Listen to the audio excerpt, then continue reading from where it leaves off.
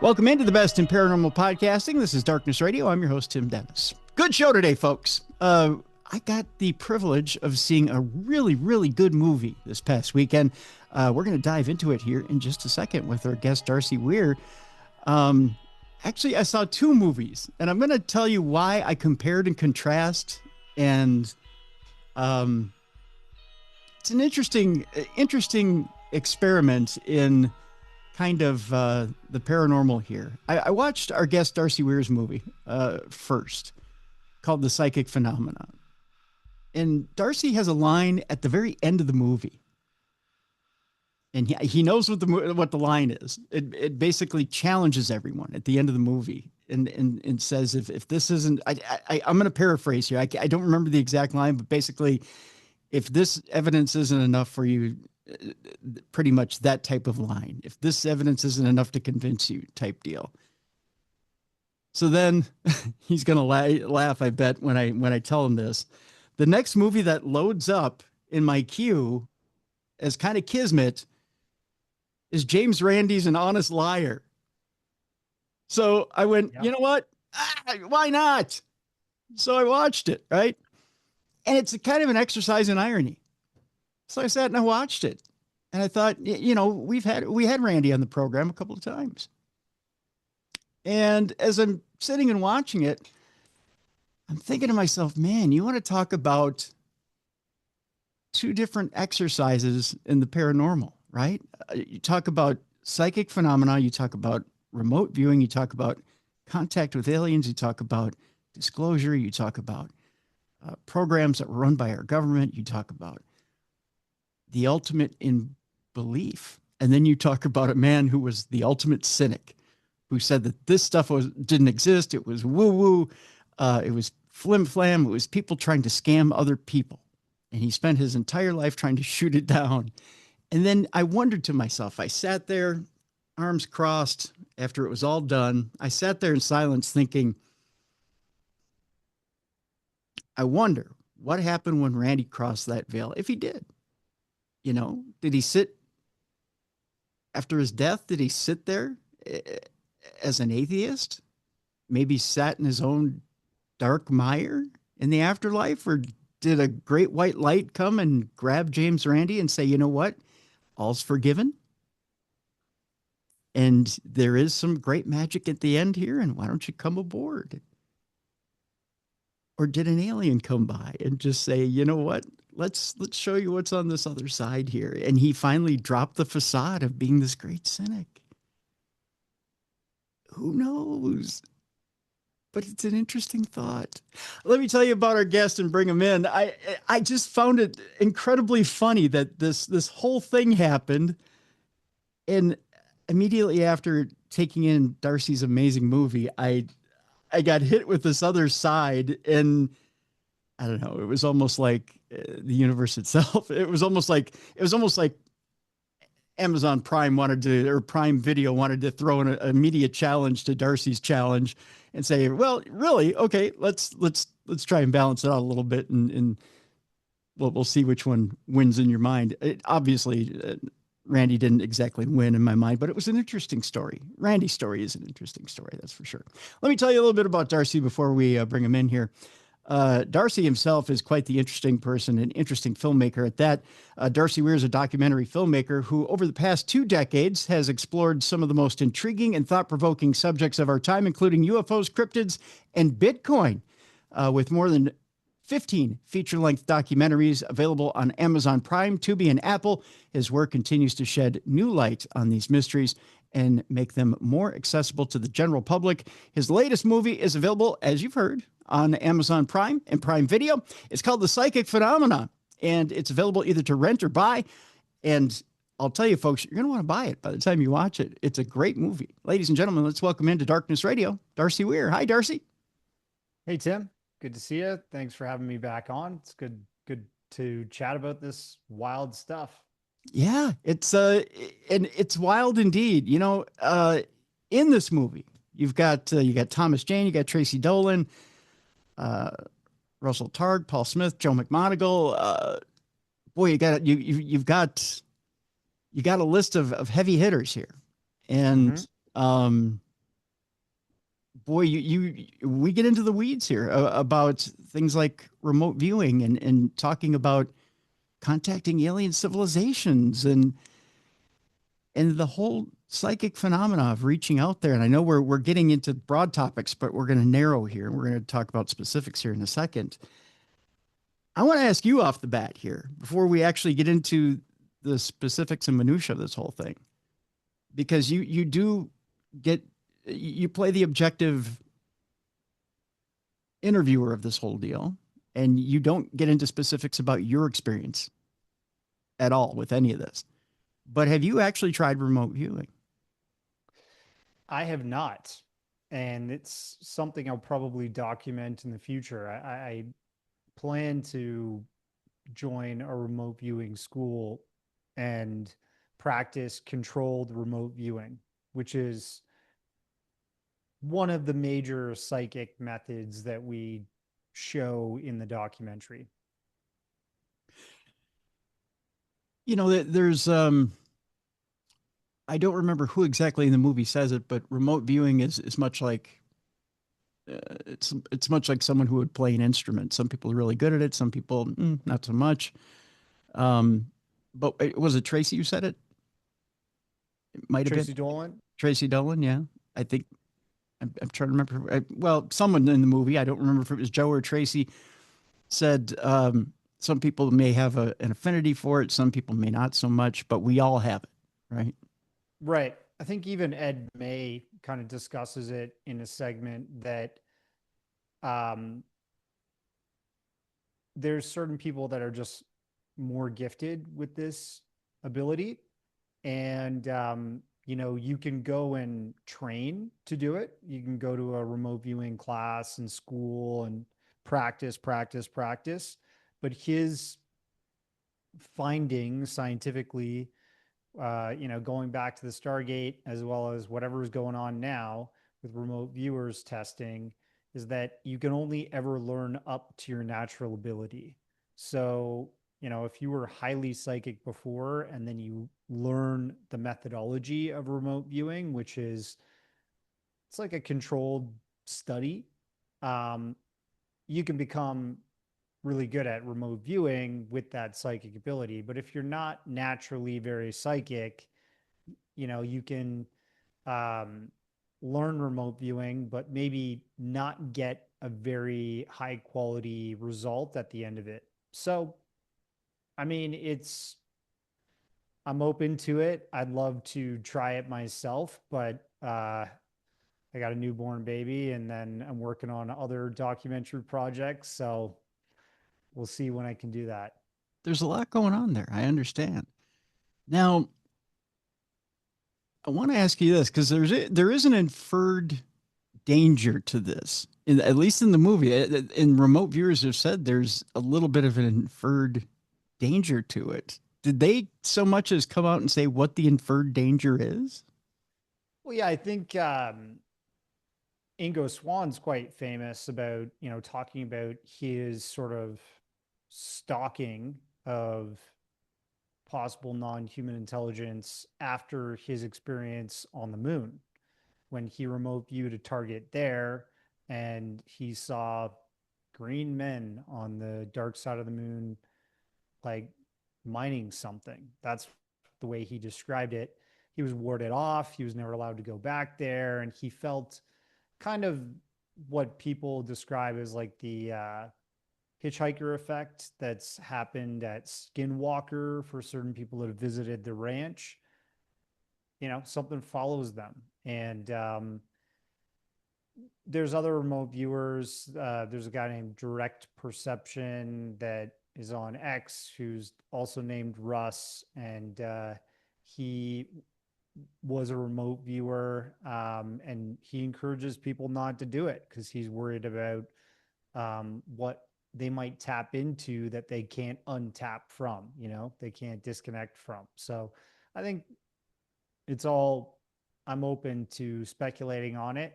Um, it's it's very interesting, and if it's real, pretty creepy in my opinion.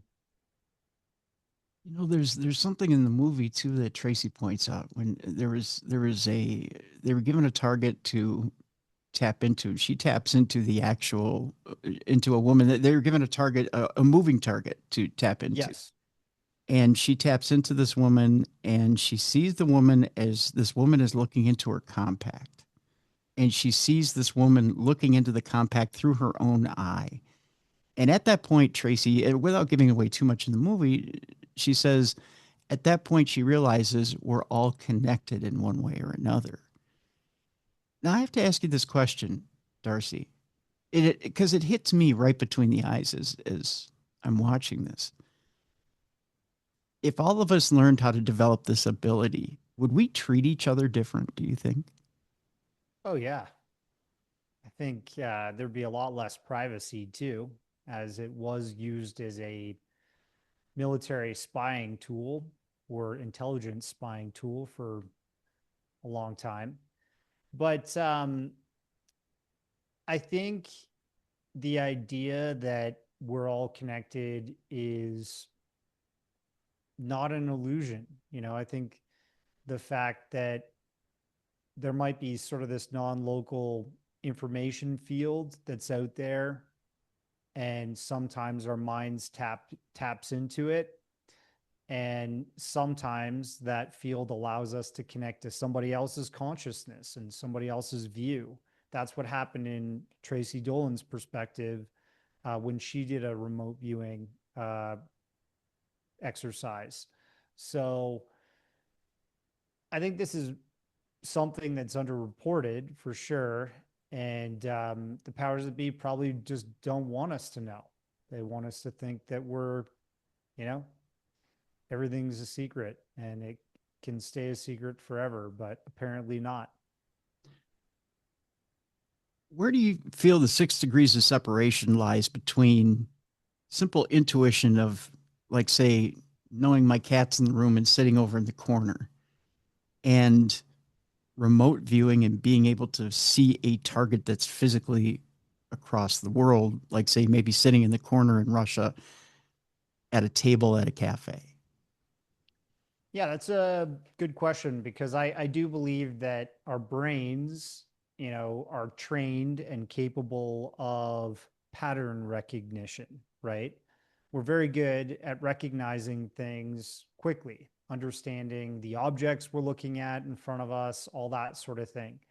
So, you know, when somebody asks you a question, and you guess the answer, that's a good example of like pattern recognition and getting the answer right. Cause you're like, oh, maybe it's this. Okay, I got it right. You're using your mind to think of something that you can recognize, right? But when somebody hands you, like in controlled remote viewing, there's 6 stages. There's a monitor. There's somebody who's basically guiding and observing the results of the test. It's more scientific in terms of a psychic exercise. And when they give that envelope to the person who's actually targeting something psychically with their mind's eye, the monitor gives the envelope. They don't know what's in it, but they're often given coordinates, right? Maybe somewhere in the world. And in the case of people like Pat Price, they were so highly psychic, it went beyond pattern recognition. It definitely proved to be something that's unrecognized by mainstream science, right? So, for example, Russ Targ famously explains the situation where the CIA gave them a target to look at into. And that target was supposed to be a log cabin in the woods somewhere. But when Pat Price looked at it, he saw a secret NSA underground base. And when he went into that place underground, he saw things like a safe, and he was asked to look inside the safe, and he could look inside of a safe and he could read the words and letters that were on pieces of paper locked inside of a safe. So that's incredible. And when they got the results from that test, the CIA, they became very mum after that, and they stopped talking about the target and didn't disclose any other information that was being requested by Russelltarg and his people, because they were surprised that this is what Pat saw. Um, so to me, that's the major difference between regular pattern recognition and understanding of something like your cat in the next door room and a, very psychic event that takes place when practicing remote viewing.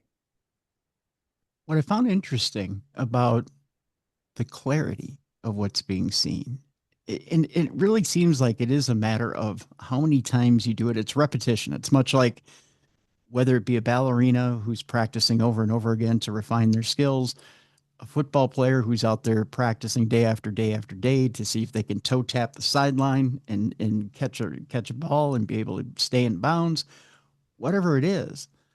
Um, it seems like the more they refine their gift, the easier it is for the images to come up and the clearer it is for the images to come to them.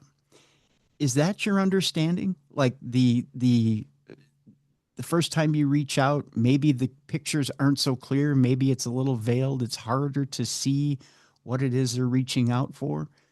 And as they delve in more and more and more, the clearer those images become, the more detail they get.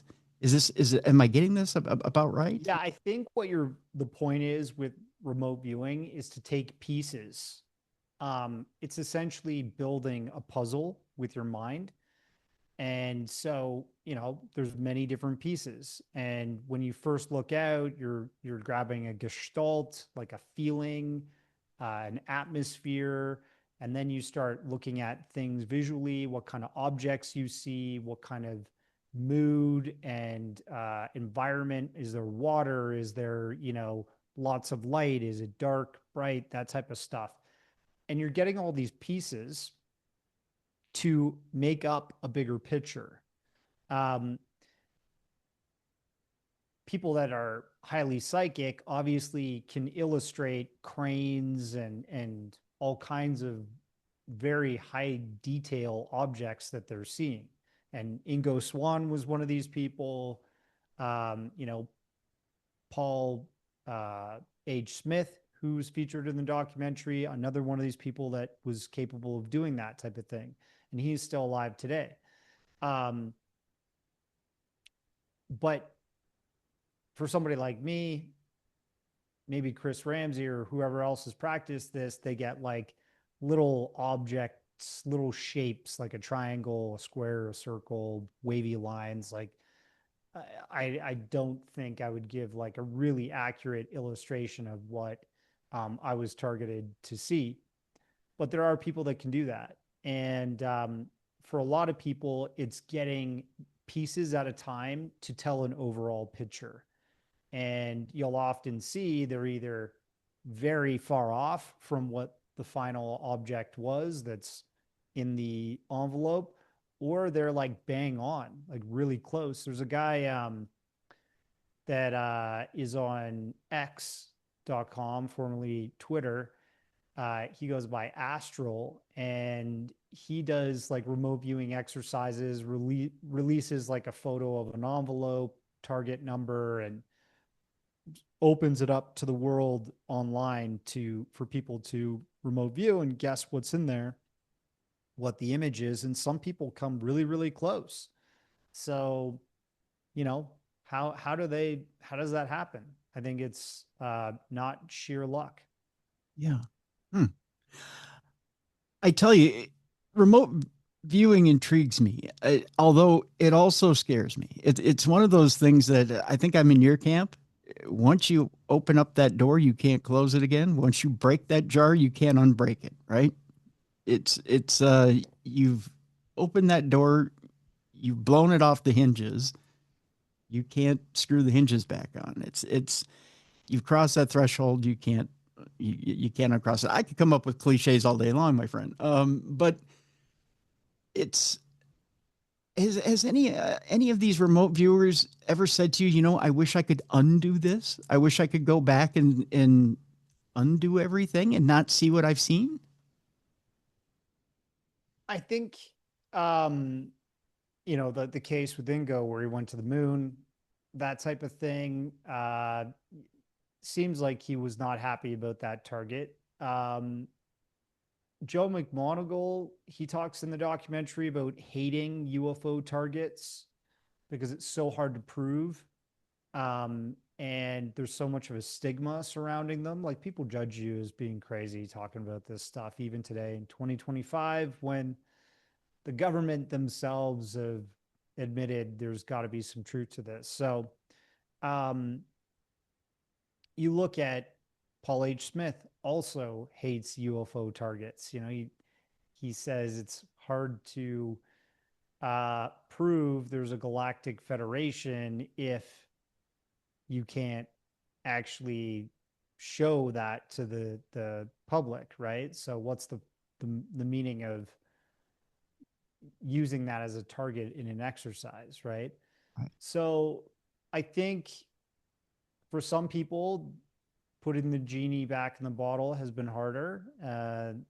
That's been their experience with practicing this. And with others, it's just the stigma and the lack of public evidence sometimes in terms of going after these targets. I tell you what, we'll take our break here. When we come back, let's talk a little bit about, we'll go back in time a little bit, talk a little bit about how this was used in the Cold War, how it was developed, and then we'll go forward a little bit. Let's talk about, you mentioned how it's still being used now. I want to talk a little bit about how it's being used now, and let's talk about how it could potentially be used in the future. And I want to talk about maybe how it could be used in true crime, like how we could use it to solve crimes. I mean, why is it not being used, like, say, by the FBI? Why are we not using it to find bodies? I don't know why we're not using it in more practical means. We'll put it that way. My guest is Darcy Weir. It's a great movie, folks. I want you to go check it out. We have a link in the description of this program. It's called The Psychic Phenomenon. And I encourage you to, again, either rent it or buy it. It's available in both forms on Amazon Prime, on Prime Video. And folks, again, it's got some great guests too. I also will ask Darcy about how he ran across Thomas Jane, who I don't know if he's your favorite Punisher, but he's one of mine. So we'll talk about Thomas Jane when we come back. I'm curious. He's an interesting one to have gotten into the paranormal. So maybe we'll talk a little bit about Thomas Jane too with Darcy when we come back. The psychic phenomenon. Darcy Weir is our guest. When we come back, more about this phenomenon known as remote viewing. When we come back here on the best in paranormal podcasting, this is Darkness Radio.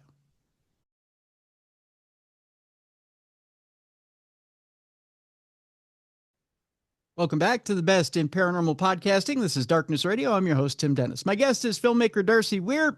The name of the movie is The Psychic Phenomenon. It's available right now on Amazon Prime and Prime Video, either to rent or buy. And again, I encourage you to go get the movie. We have a link in the description of this program. Darcy, before the break, you know what? I want to start it off this way.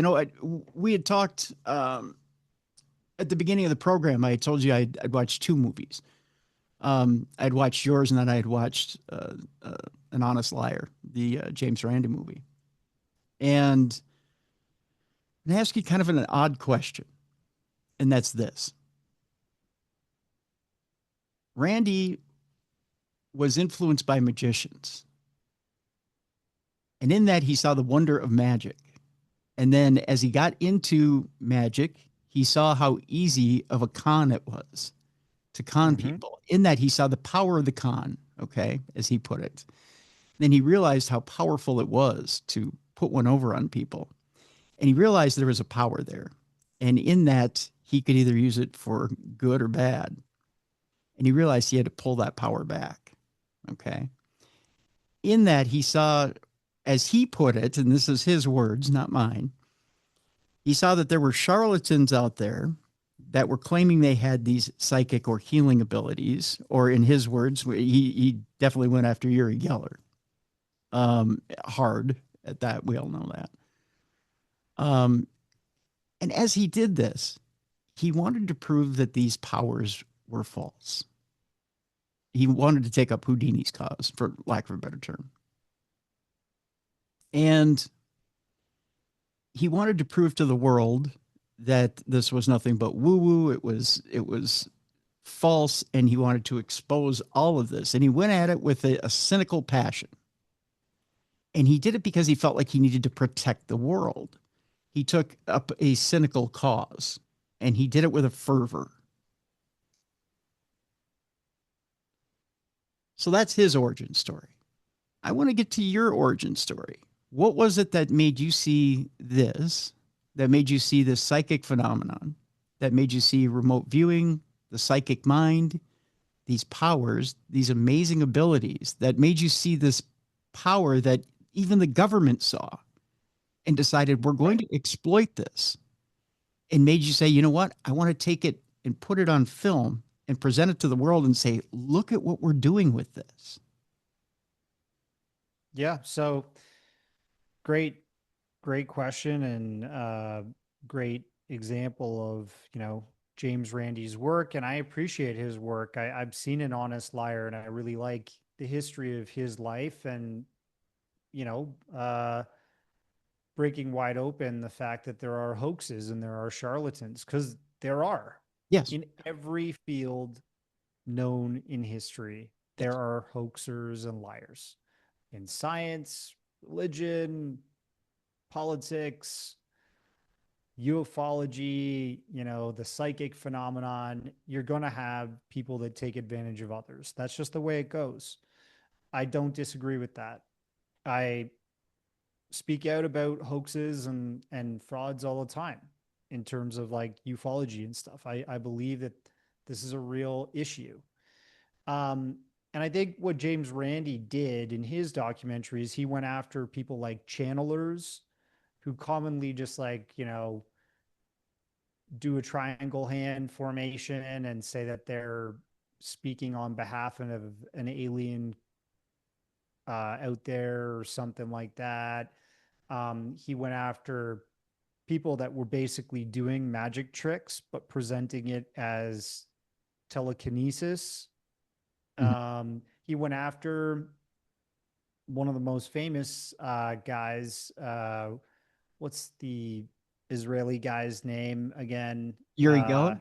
Uri Geller, Mhm. who again was doing sleight of hand tricks and um, cerebral sort of programming techniques to trick people into believing that they're seeing something supernatural that he was doing.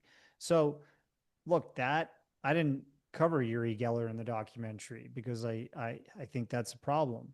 Yeah. Um, and I reached out to him, but I never really got any word back.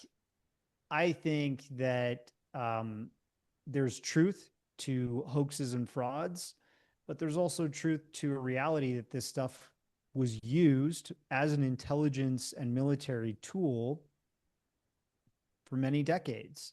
You know, the inception of it was in 1972. And around that time, Russell Targ had finished building a laser for NASA, very high powered laser.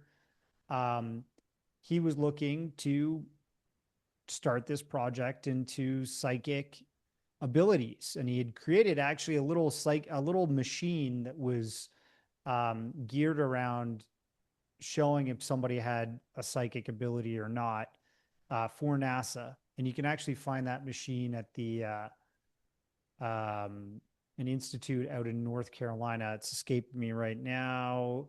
JB Ryan started it up, but they were the guys that did the initial psychic testing in Duke University in the 1940s, JB Ryan, which led to Zener cards like X, square, triangle, circle, wavy lines, a star, that type of thing on these cards, and people were to guess what was on the other side of that card, right? Mhm. So essentially, Russ was interested in that phenomenon at an early age. He said that he followed JB Ryan's, it's called the Ryan Institute, Yes. just came to me. And Russ was asking NASA for funding to start this up. And it just so happened, and we cover this in the documentary, um, Apollo 14 astronaut Dr. Edgar Mitchell had just gotten back and was looking to do some work for Stanford Research Institute, RSI or SRI. Um, and since he was going to go work over there, he overheard this conversation between Russ and the NASA administrator at the time and said, look, I'm going to walk over there. I can ask them if they can give funding and maybe bring that project under their roof, and we'll go from there. And so, yes, Stanford Research Institute started the program. It's called Scan It. And essentially, that's where Ingoswann and people like Pat Price eventually came to and tested out very unique, powerful psychic abilities. And Ingo was the one who coined the word CRV, controlled remote viewing, which is what people are still practicing today. And from there, it got put through military intelligence and later the CIA. It was Gondola Wish in the 1970s, and the overall umbrella program that was acknowledged in 1990 was the Stargate program, and all of those went under that, identified under that. Basically, the idea is, let's say you have a high-powered satellite Mm-hmm. or a high-powered spy plane Mm-hmm. that has great optics on the bottom of it, and you're flying over enemy territory, and you're taking pictures of something, and you want to know what that is. Well, the unfortunate thing, the limitation, especially back then, 70s, 80s, 90s, you're going to be looking at the top of a roof for a building, Right. which doesn't say much. It says there's some kind of activity there. Maybe sometimes you can see silos and get ideas that maybe there's some kind of nuclear reactor being built or, weapons facilities, that type of thing. But what about looking inside that building? What about finding out who's there, what they're doing? That's where you have a psychic come in. Mm-hmm. And that's where people like Pat Price, ingoswann were hired by these military and intelligence agencies to look at these types of targets and give more information on them. And that's, I think, the difference between the psychic channelers, the, magicians masquerading as telekinesis practicers and so on and so forth, that, this famous skeptic was tackling, and a government well-funded scientific exploit to practice and prove psychic abilities used as a military and intelligence tool. I want to draw a indirect correlation between one of the things that Randy did and the experiments. And I kind of know where you're going to go with it, but I want to do it anyways. Randy set up a direct sabotage of some of those experiments that they tried to do at different universities. Now, there's a difference between a university and a government experiment, but he sent in false players claiming that they were psychic and tried to sabotage psychic experiments. Whereas, of course, a government experiment, there's no way Randy's going to infiltrate the government and try to do that. Right. With that being said, though, how do you, and this is, I want your conjecture on this, Darcy. How do you prove, other than getting direct results, how do you prove that someone is truly psychic?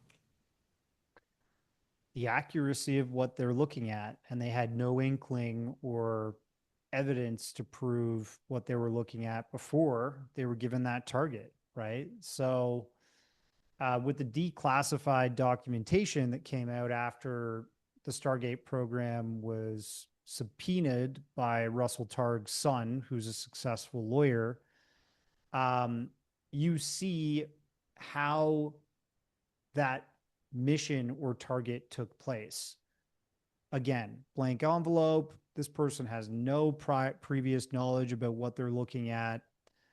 Let's say it's Pat Price looking at a nuclear and weapons facility over in Russia. You know, the way that he illustrated cranes and all that stuff in terms of this target, it's incredible the accuracy that he had with what later on would be satellite photos from a different vantage point looking at the same location. That's how you can prove that there's something real to this psychic phenomenon. James Randi sending in, which I think is clever, civilians into a civilian institution, which is a university, to test if their psychic program is bogus or not, is great. Mm-hmm. It's something we need to do to vet things properly. Maybe there was somebody in that program that was highly psychic, but he found people that were not, especially the ones he was sending in there, Yeah. So that's the difference. Okay. The reason I ask is because to me, there's a certain threshold. I get someone with an envelope that's got an orange in it, and then someone who's a remote viewer going, I think it's an orange, and being able to nail that. I get the nuclear facility and being able to nail that. There's a certain threshold where they're reaching out. The accuracy. Yeah. Right. How do you know that this council of aliens over here and knowing that, the alien targets is the one, and even the remote viewers themselves say, well, it's the alien targets I don't like the most, because how do you prove it? Right. Yeah. How do you know?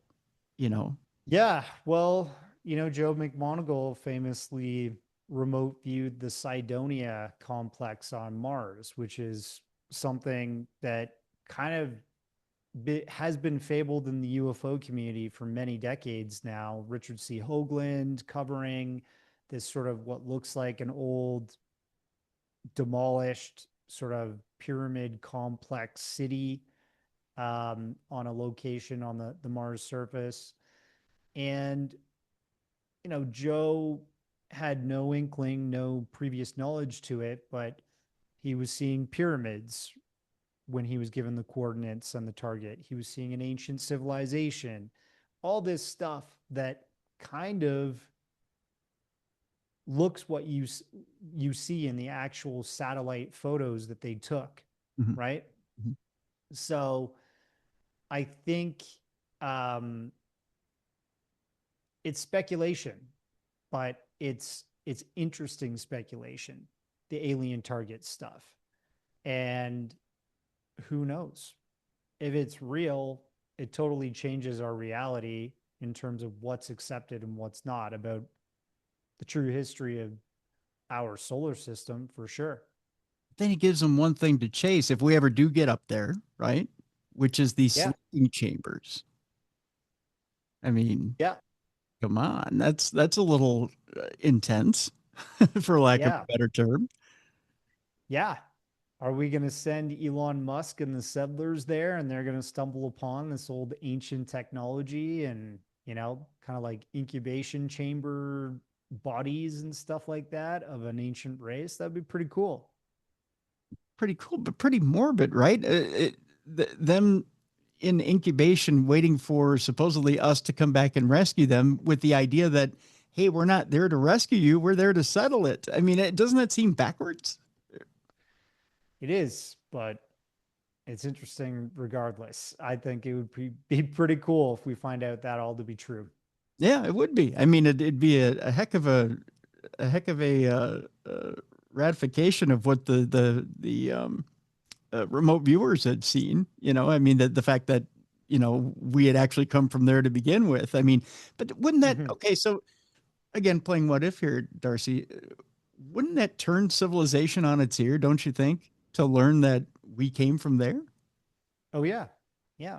I think what the idea was is that they were kind of like a precursor race that was much taller, more robust, very advanced, but for whatever reason, they went through some cataclysmic event that ruined their opportunity on Mars, and they had to abandon that planet and start over on Earth. Why are we not super tall? Why are we not them? Mm-hmm. I don't know.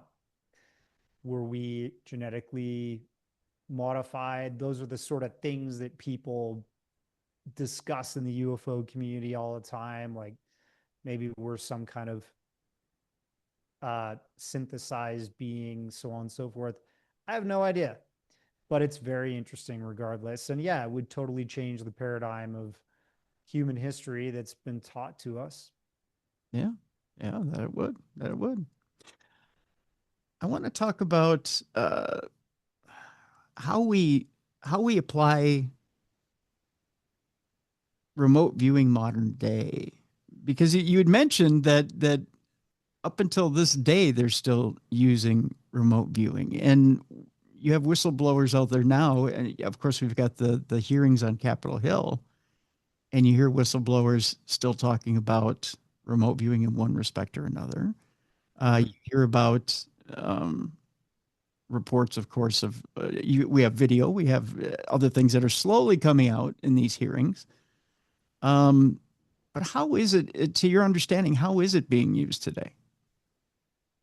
So, controlled remote viewing is still being taught and practiced by people like Paul H. Smith. He teaches ingoswann's school and IRVA. Then you've got the Monroe Institute. Joemcmonagle teaches out of there, and many other remote viewers that are still alive today that are from that sort of legacy, the Stargate program. Um, and from what I hear from people like Paul Smith, he is regularly tasked by intelligence sources or military sources um, to remote view things with him and his team of psychics. Mm-hmm. And then when you listen to Russell Targ's explanation of how things went before the program shut down officially in 1991, he talks about how the CIA sent over their own personnel to be trained in remote viewing. And the CIA, once they had those people that were apparently highly psychic based on Russ Targ's explanation of it, trained up fully on how to do everything, they shut down the program. So you can kind of extrapolate from that maybe the CIA took it in-house. Maybe they still do it in-house. And there's a guy named Nelson that is friends with Chris Ramsey. Chris Ramsey did this like docu-series on his whole remote viewing exploration on his channel on YouTube called Area 52 Investigations. And Nelson is this red bearded, big guy that has won the national memory competition, I think 6 or 7 years in a row. He's really brilliant. And when he was going through that, he finished and he was approached by the CIA. And they said to him, "Would you like to learn how to remote view?" And he said, "Sure." So they brought him over and they trained him up. Why? Obviously, they're still doing this and they're looking for talented people, people that they believe are psychic to some degree, to continue to use this as a tool for their success in gaining intelligence and information. Interesting. Which, I guess leads to speculation that, okay, so the CIA is still involved in plenty of ops around the world, but then there's been speculation in the last 5 to 10 years or so that the CIA is probably operating within our borders. I mean, that's been that's been thrown out there. If you read a lot of the stuff on the internet, um, 100%. yeah, which means that it's using that same mind tech within our borders too, um, Probably. which is a little scary. You actually brought up police enforcement, why they're not using this as a tool. And there is evidence that it was used. I mean, Pat Price was a prolific police commissioner. He was the head of the police force and was able to solve all these crimes, he believes, psychically, really quickly before he went and did all this Stargate program stuff. So you got that. And then you also, I've spoken to psychics that have worked with the police uh, in their areas. The police apparently tapped this as an option to try and find missing people, you know, bodies, all kinds of stuff. And apparently it kind of works. So, you know, um, I think it's real to some degree. And trying to think of who the person was that recently that said that they worked with the police force. She runs a channel called the Unex radio program. Margie K. Okay. So she's worked with the police before many times. And then there's an individual in Canada that I spoke with. She's practiced remote viewing for the police to help solve some crimes for a Canadian police organization. So, you know, it I know, seems that this is something that people are interested in using. I know there are mediums and psychics, quite a few that work with law enforcement and are quite successful with working with law enforcement, especially with the FBI. Um, but they don't say specifically they use remote viewing. I mean, they talk about using mediumistic abilities to do so. Um, Some. some, right. But I've never heard somebody say specifically, no, I'm not mediumistic. I'm a remote viewer. I actually see the body and then tell them where to go find it. Well, that's what Margie K told me. And this other individual, which I can bring up her name because she was actually taught at the Monroe Institute on how to remote view. And that's what led her to eventually working with the police. So that's why she identified it as such. Hmm, Um, interesting. yeah. I just think it would be such a great tool and would help. The only thing, and this is the only thing, Darcy, that could stand in the way or get in the way of certain things is there's certain jurisdiction there or certain laws that might stand in the way. But I could see where you could make exceptions for the rule, obviously. Um, Totally. there might be certain things that you could throw things out in court and say, okay, how did you obtain the body? How did you find the body?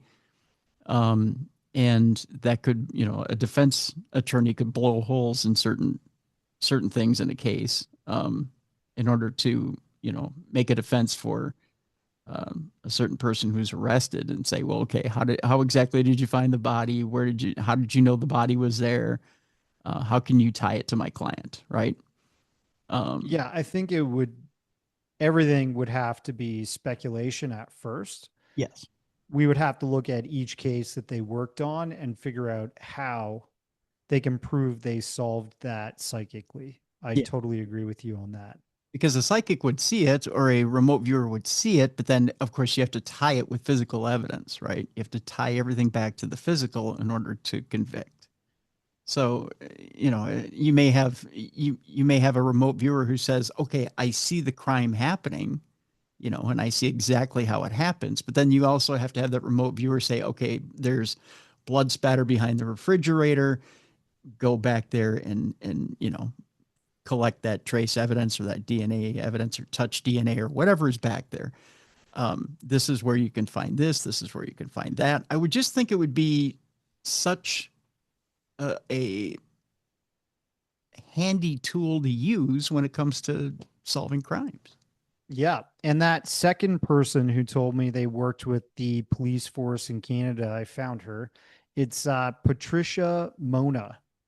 Oh, and she's been doing it since 2014 till present. So maybe you should chat with her, have her on sometime. Patricia Mona, she's the owner of Patricia Mona Intuitive Consulting, and she got her training at the Monroe Institute under one of their highly psychic trainers. You know, Joe McMonagle works out of there, and many others.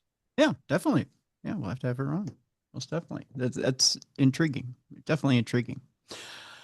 Um, let's switch gears a little bit because I've again I want to bring it back around briefly before we come to the end of the program, and we're getting pretty close here. We're coming to a point as far as aliens go with disclosure, where of course we've mentioned the Capitol Hill hearings, and we're getting to a point where you've got politicians like Marco Rubio who are pushing for disclosure. And as a matter of fact, there was a news story this past week where he's talked about the credibility of whistleblowers. Why don't we believe them? Why shouldn't we give them more credibility? And I guess where I want to go with this here, Darcy, is this. Um, we talk about this type of research. We talk about this type of tool with remote viewing, and we talk about being able to reach out. And you talk about this in the movie, being able to reach out and make communication. And you talk about these talented people, Ingoswann, for example, who's no longer with us. You talk about other people such as Paul Smith who can reach out and make that contact. Is it so much to be able to reach out, make that contact with one of these beings and ask them to come forward and speed up the process of disclosure? Wow. I don't know why I feel like this is deja vu.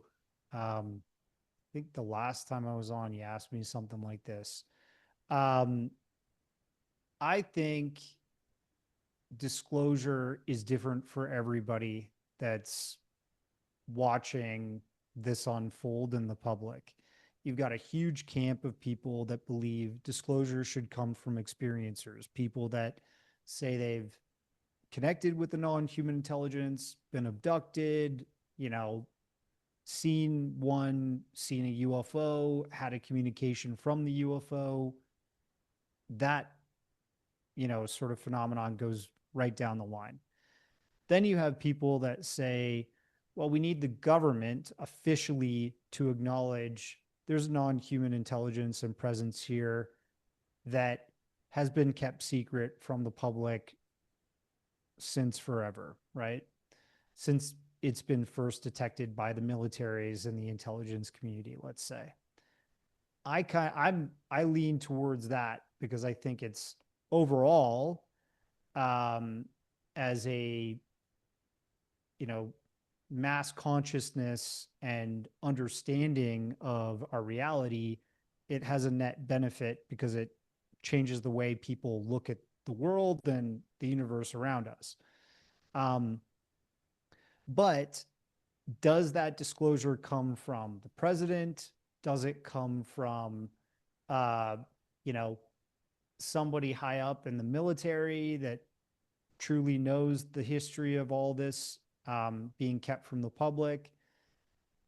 Or does it come from experiencers alone that have connected with this intelligence, like you were just talking about? Um, I think it is all. I think it is everything at once. I think you need to embrace all three levels, and maybe we'll never get a disclosure officially from the president. Right now, they're probably busy trying to make sure the Epstein files don't come out. But you also will get these whistleblowers and people that are coming forward that, honestly, in my opinion, some of them have experienced something anomalous and they do know what's going on to some degree. We need that, you know? And then we do need the experiencers, the civilians that have experienced this stuff and um, are not military intelligence or government connected, but they have a unique story that challenges our reality as we know it.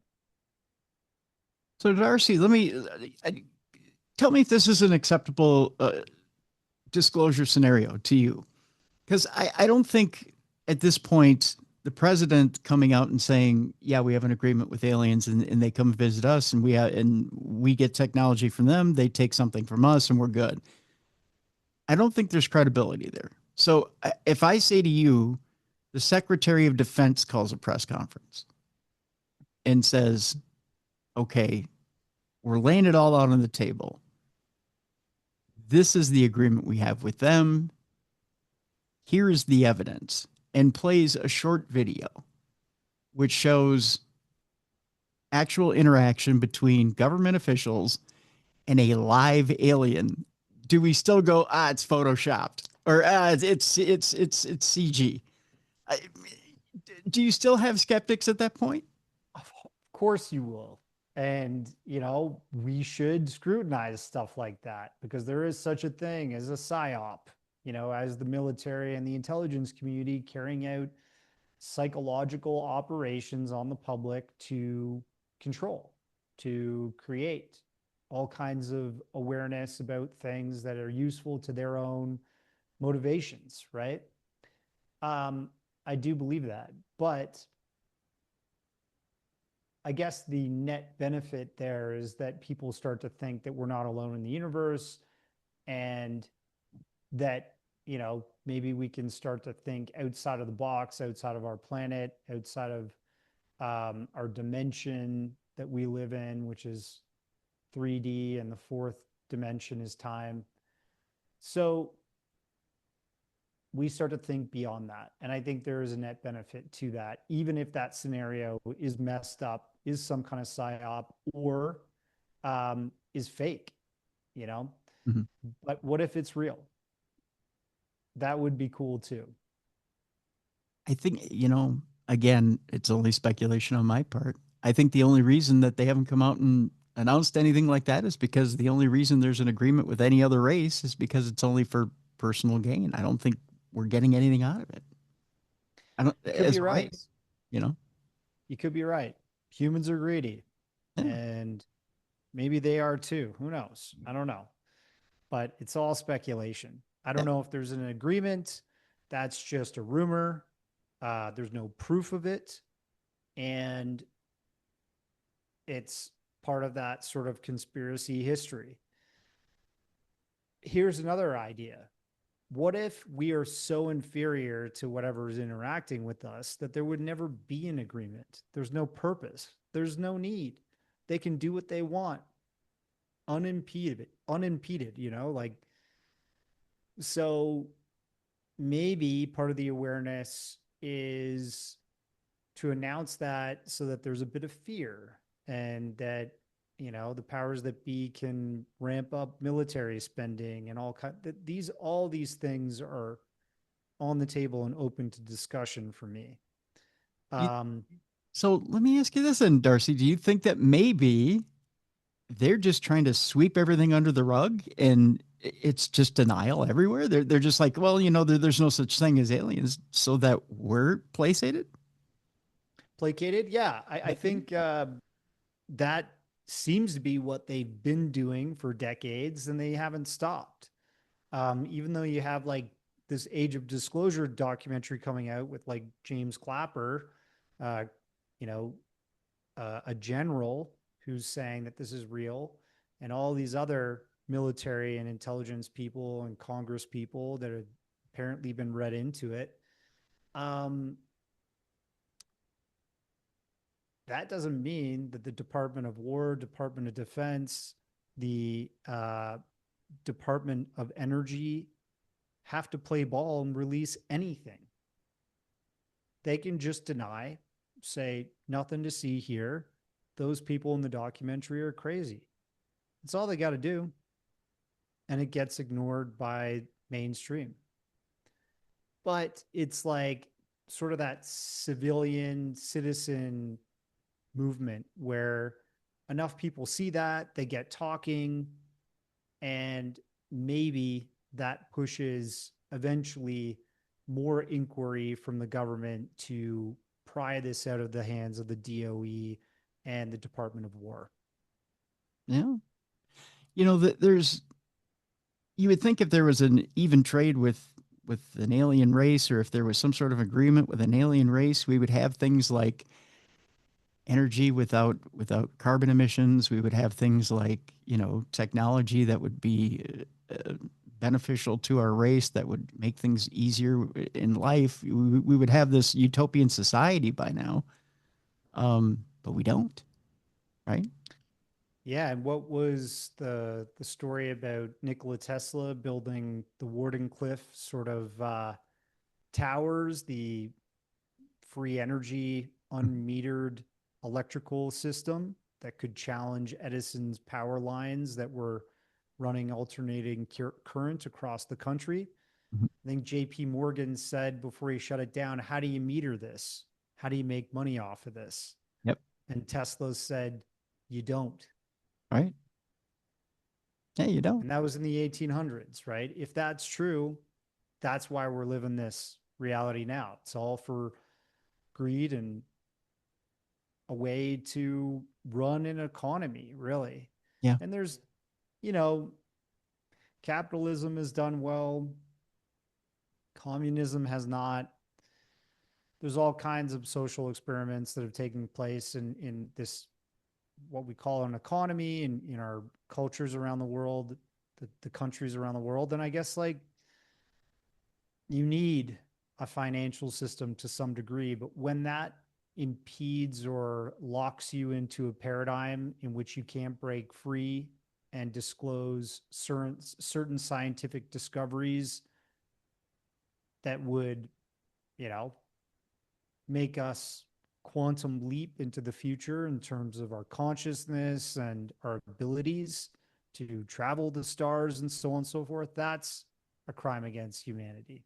Yeah. And also you have to burn stuff. It like makes the environment gross. Yeah. There is such a thing as pollution and toxicity to the environment. Hmm. No one wants to live next to a coal plant or, you know, some kind of chemical energy plant. So we're a nuclear power plant. it's, Yeah. Or a it's not dump. great. Yeah. Nobody wants to live next to a toxic dump. I mean, Yeah. that's life, right? I mean, that's the truth. So if there's a free energy sort of or cheaper energy, alternative energy that doesn't rely on wind, solar, and tidal forces to generate power for a city. And that's being kept from the public because it's too hard to generate income from it. That's a crime against humanity.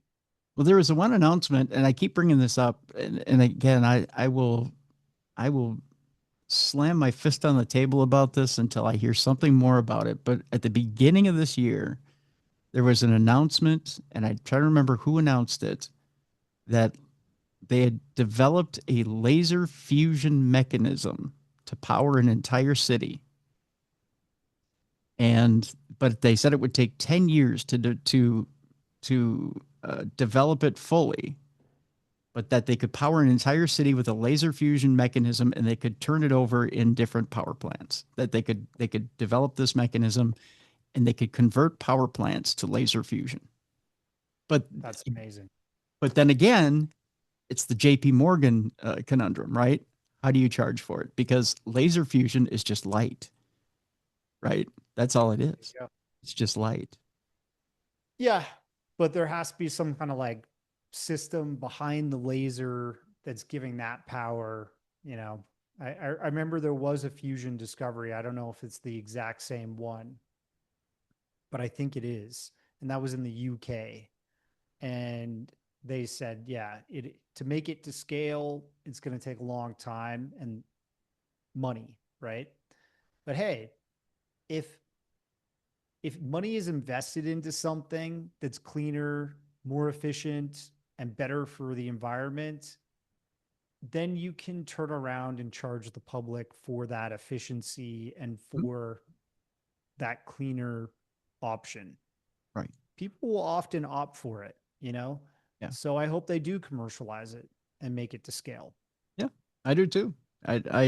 Yeah, for the sake of, future generations, I really do hope that option's on the table and that it's sped up a lot faster than 10 years from now.